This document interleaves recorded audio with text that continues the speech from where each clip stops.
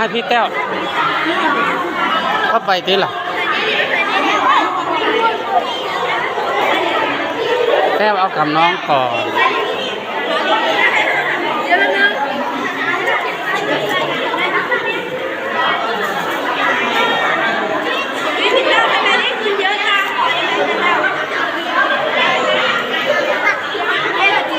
เอาถ่ายให้พ่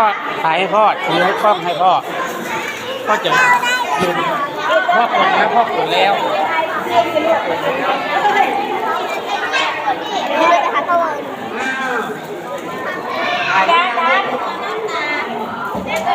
มาทำนี่หน่อย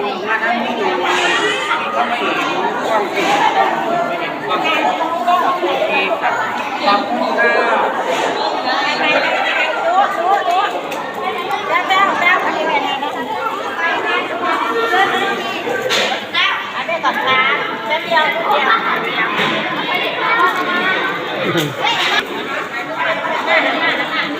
หันหน้ามาเดี๋ยวหนูถ่ายให้ครูไปเลย นี่นะคะ ก็คือปัดชิม